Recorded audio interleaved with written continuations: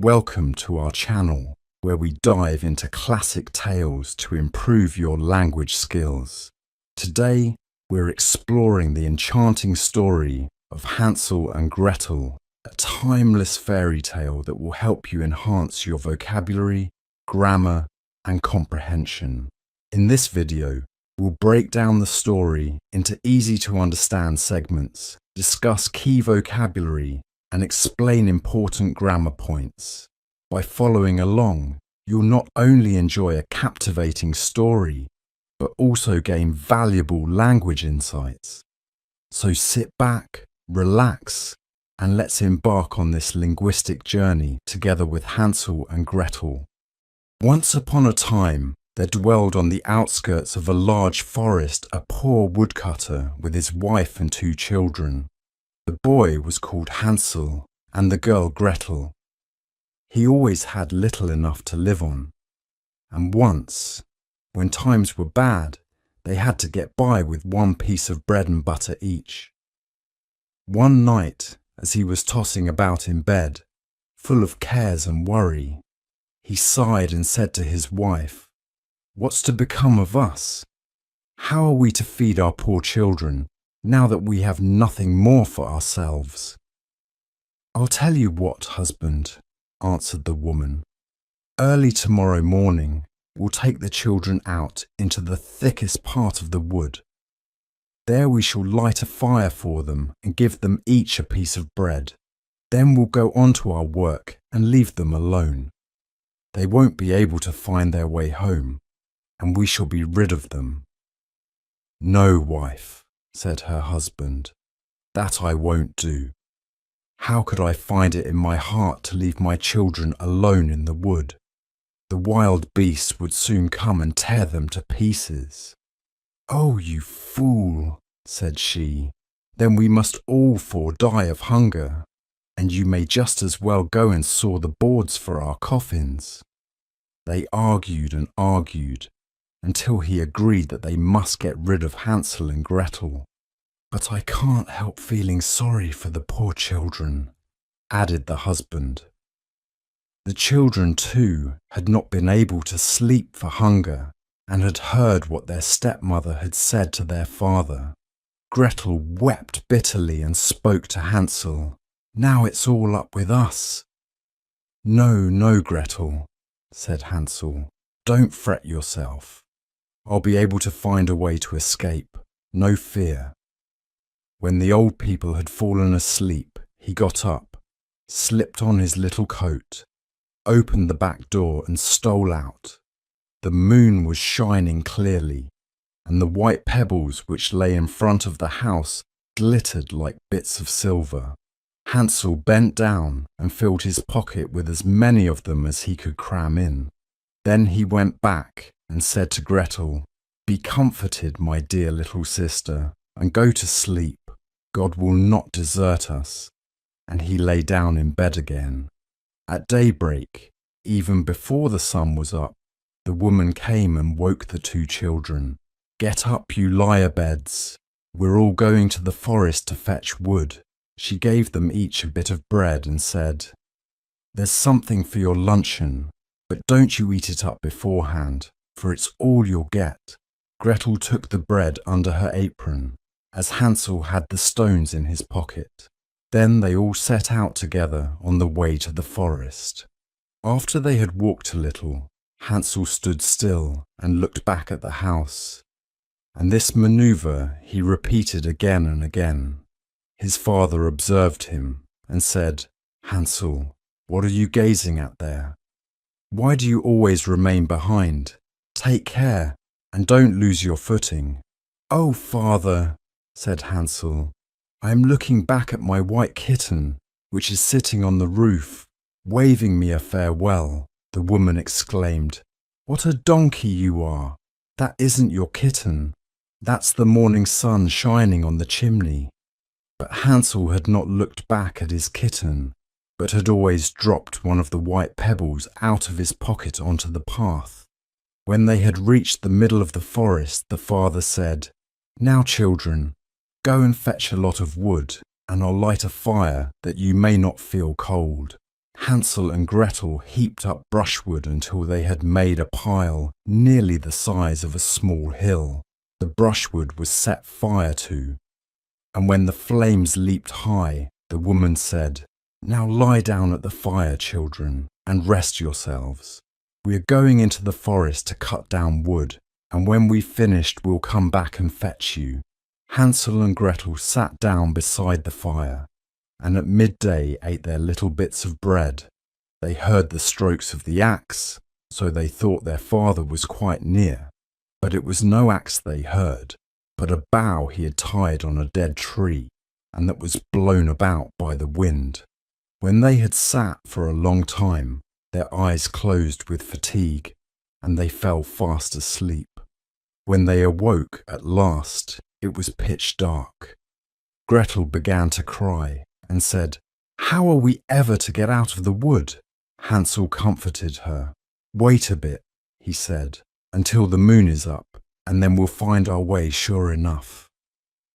When the full moon had risen, he took his sister by the hand and followed the pebbles, which shone like new three-penny bits, and showed them the path. They walked on through the night, and at daybreak reached their father's house again. They knocked at the door, and when the woman opened it, she exclaimed, "You naughty children, what a time you've slept in the wood to! We thought you were never going to come back." The father rejoiced, for his conscience had reproached him for leaving his children behind by themselves. Not long afterwards, there was again great dearth in the land, and the children heard their mother address their father thus in bed one night: "Everything is eaten up once more.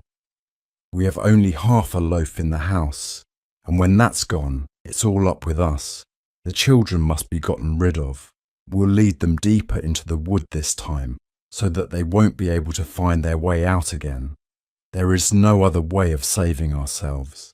The man's heart smote him heavily. He thought, surely it would be better to share the last bite with one's children. But his wife wouldn't listen to his arguments, and did nothing but scold and reproach him. If a man yields once, he's done for, and so, because he had given in the first time, he was forced to do so the second. The children were awake again, and had heard the conversation. When the old people were asleep, Hansel got up and wanted to go out and pick up pebbles again, as he had done the first time. But the woman had barred the door, and Hansel couldn't get out. But he consoled his little sister and said, "Don't cry, Gretel, and sleep peacefully, for God is sure to help us." At early dawn, the woman came and made the children get up. They received their bit of bread, but it was even smaller than the time before. On the way to the wood, Hansel crumbled it in his pocket, and every few minutes he stood still and dropped a crumb on the ground. "Hansel, what are you stopping and looking about you for?" said the father. "I'm looking back at my little pigeon, which is sitting on the roof, waving me a farewell," answered Hansel. "Fool," said the wife, "that isn't your pigeon, it's the morning sun glittering on the chimney." But Hansel gradually threw all his crumbs on the path. The woman led the children still deeper into the forest, farther than they had ever been in their lives before. Then a big fire was lit again, and the mother said, "Just sit down there, children, and if you're tired you can sleep a bit. We're going into the forest to cut down wood, and in the evening, when we're finished, we'll come back to fetch you." At midday, Gretel divided her bread with Hansel, for he had strewn his all along their path. Then they fell asleep. Evening passed away, and nobody came to the poor children. They didn't awake until it was pitch dark, and Hansel comforted his sister, saying, "Only wait, Gretel, till the moon rises. Then we shall see the breadcrumbs I scattered along the path. They will show us the way back to the house." When the moon appeared, they got up, but they found no crumbs. for the thousands of birds that fly about the woods and fields had picked them all up. "Never mind," said Hansel to Gretel. "You'll see we'll find a way out." But all the same, they did not. They wandered about the whole night and the next day, from morning until evening, but they could not find a path out of the wood. They were very hungry too, for they had nothing to eat but a few berries they found growing on the ground. At last they were so tired that their legs refused to carry them any longer, so they lay down under a tree and fell fast asleep. On the third morning, after they had left their father's house, they set about their wandering again, but only got deeper and deeper into the wood. And now they felt that if help did not come to them soon, they must perish. At midday, they saw a beautiful little snow-white bird sitting on a branch, which sang so sweetly that they stopped still and listened to it. When its song was finished, it flapped its wings and flew on in front of them. They followed it and came to a little house, on the roof of which it perched, and when they came quite near, they saw that the cottage was made of bread and roofed with cakes, while the window was made of transparent sugar. "Now we'll set to," said Hansel, "and have a regular blowout. I'll eat a bit of the roof, and you, Gretel, can eat some of the window, which you'll find a sweet morsel." Hansel stretched up his hand and broke off a little bit of the roof to see what it was like, and Gretel went to the casement and began to nibble at it. Thereupon a shrill voice called out from the room inside, "Nibble, nibble, little mouse, who's nibbling my house?"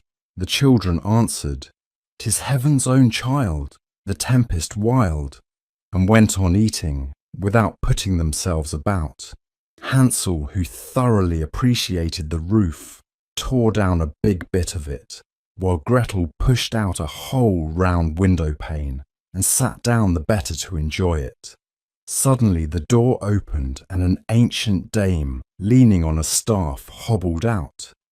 Hansel and Gretel were so terrified that they let what they had in their hands fall. The old woman shook her head and said, "Oh ho, you dear children, who led you here?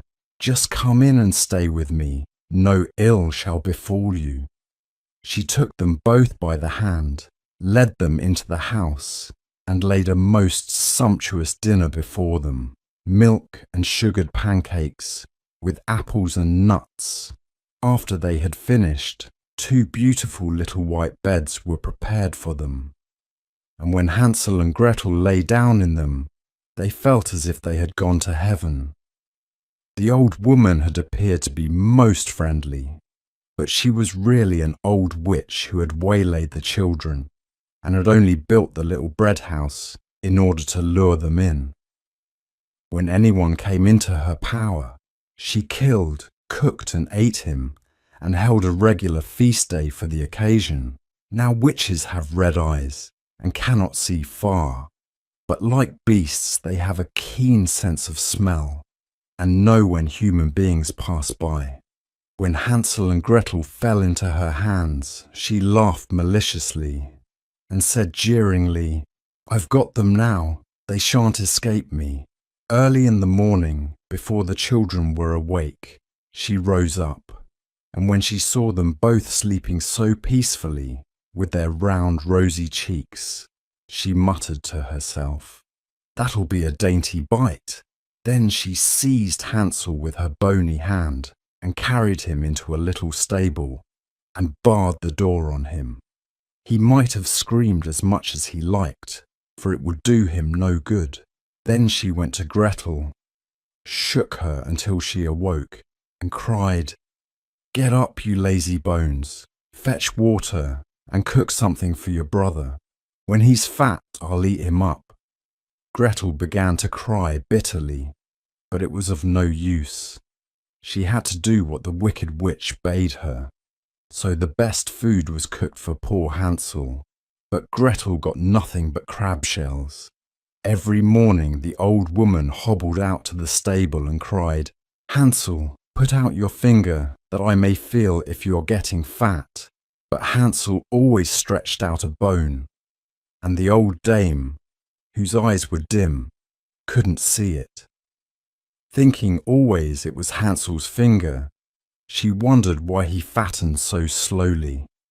When 4 weeks had passed and Hansel still remained thin, she lost patience and determined to wait no longer. "Hi, Gretel," she called to the girl. "Be quick and get some water. Hansel may be fat or thin. I'm going to kill him tomorrow and cook him." Oh, how the poor little sister sobbed as she carried the water, and how the tears rolled down her cheeks. "Kind heaven, help us now," she cried. "If only the wild beasts in the wood had eaten us, then at least we should have died together." "Just hold your peace," said the old hag. "It won't help you." Early in the morning, Gretel had to go out and hang up the kettle full of water and light the fire. "First we'll bake," said the old dame. "I've heated the oven already and kneaded the dough." She pushed Gretel out to the oven, from which fiery flames were already issuing. "Creep in," said the witch, "and see if it's properly heated, so that we can shove in the bread." When she had got Gretel in, she meant to close the oven and let the girl bake, that she might eat her up too. But Gretel perceived her intention and said, "I don't know how I'm to do it. How do I get in?" "You silly goose," said the hag. "The opening is big enough, see, I could get in myself." And she crawled toward it and poked her head into the oven. Then Gretel gave her a shove that sent her right in, shut the iron door, and drew the bolt. Gracious! How she yelled! It was quite horrible. But Gretel fled, and the wretched old woman was left to perish miserably. Gretel flew straight to Hansel, opened the little stable door, and cried, "Hansel, we are free. The old witch is dead." Then Hansel sprang like a bird out of a cage when the door is opened. How they rejoiced, fell on each other's necks, jumped for joy, and kissed one another. As they had no longer any cause for fear, they went in the old hag's house, and here they found, in every corner of the room, boxes with pearls and precious stones. "These are even better than pebbles," said Hansel, and crammed his pockets full of them.